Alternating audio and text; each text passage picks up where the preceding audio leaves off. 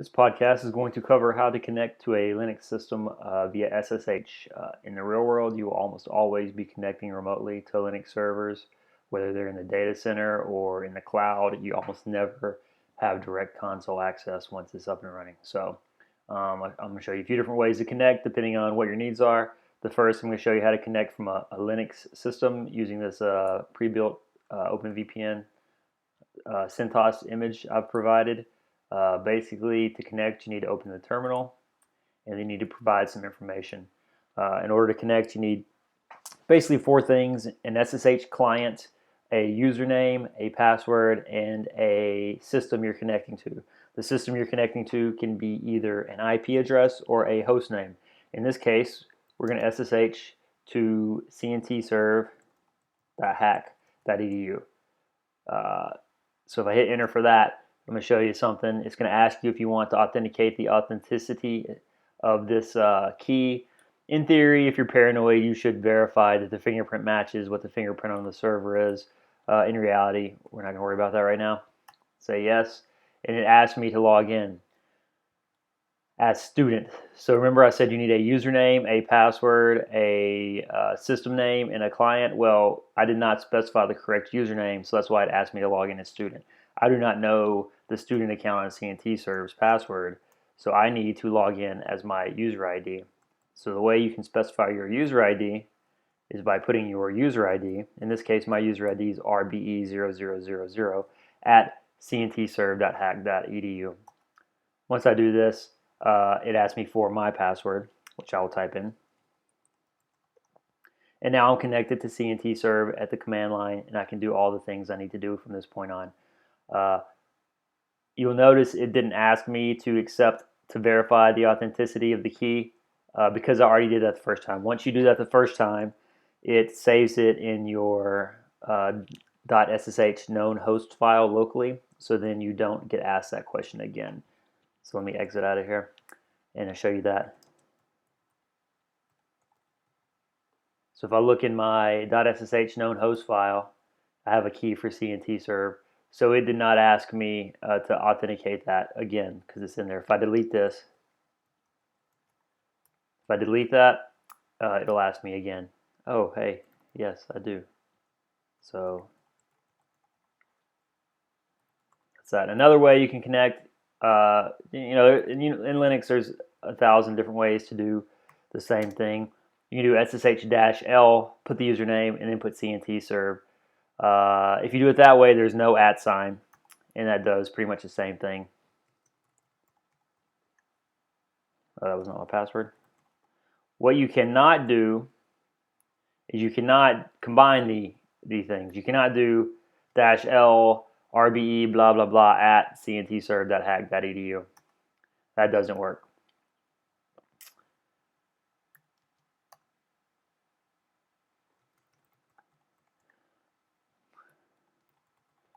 All right, there we go. So that is the basics of it. But say you don't have Linux available, or your mom's house, and you want to work on your stuff, or you have a Mac and you want to connect from your Mac. Well, we'll go to the Mac first.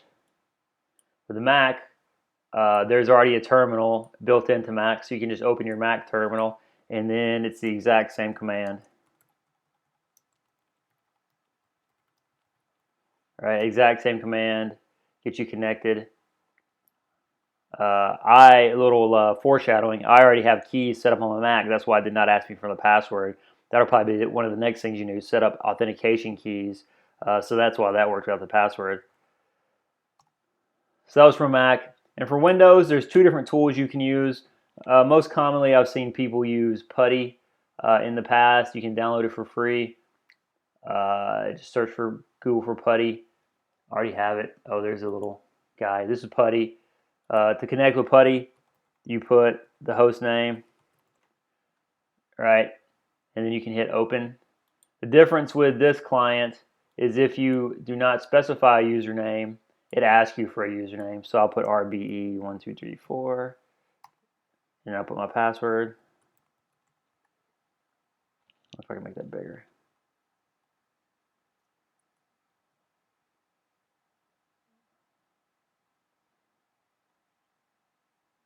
Yeah, I'm not sure what I just did. I tried to make the font bigger, but I'm not sure what's going on. That's kind of cool. I'm connected remotely. Anyway, we'll pretend like that's not there for now. Exit. Another thing you can do, I don't know what I did. I'm going to pretend like it's not there. Another thing you can do is if you go down here to SSH, you can specify your username under auth. Oh, that's not where it is. Somewhere you can specify your username down here.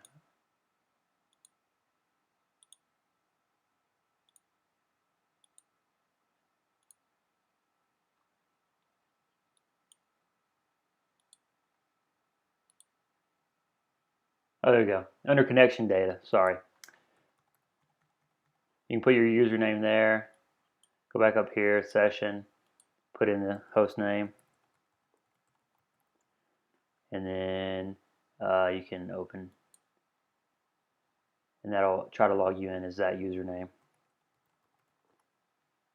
So that's how you can connect from Windows using Putty.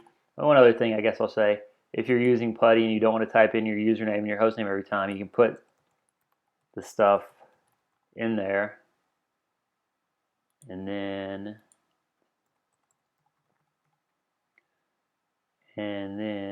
on the session tab, if you give it a name, I'll call it 11111, and save that. It's saved. So now if I open Putty, I have that saved session there. I can just double click on that, and that already has my username and stuff in there. Most people I know that use Windows use Putty, but I found this other tool that's kind of handy, and I'll show you it as well. It's called MobaXterm. It's also just a standard SSH client, but it has some extra features. If it'll start.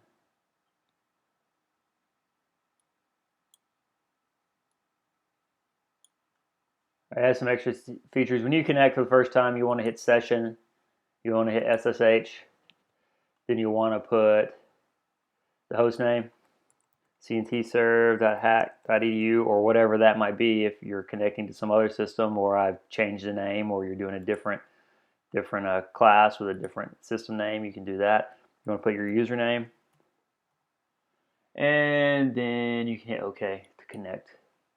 It's going to connect. Same thing. I already have keys set up for this system, so it didn't ask me for my password. Thing about this tool that I don't know if I should tell you this or not, because then everybody's going to use it and be lame and not learn as much.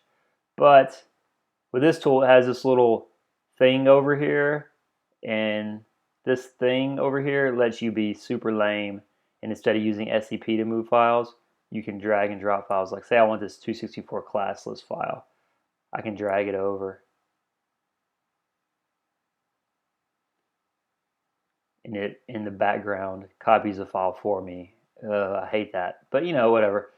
That's cool. If I want to, you know, if I have a file locally, I want to drag up there, I can drag it into there, and it copies it up for me. So if you're having trouble figuring out SCP, you know, here's a little crutch for you temporarily to be able to copy the files without asking for help. Another thing about this tool, it supports forwarding X sessions back from the server. So later on in the class, we're going to be installing a system. We're not doing that yet, but I'll go ahead and show you what I mean by forwarding X sessions. Oh, I'm not connected to the VPN. I'm not going to show you what I mean by forwarding X sessions. Sorry, I'm not connected to the VPN right now, and I don't want to show you that right now. So that's pretty much the basics of getting connected. No matter which method you choose and which tool you use, once you're connected, you're going to be doing the same thing. You will be doing SSH to get to the system, and then you will be using command line commands to do whatever the task is. And that is pretty much how we will operate the entire semester. The only difference is the first part of the semester you'll be connecting to my system. The end of the semester you'll be connecting to a system that you are administering.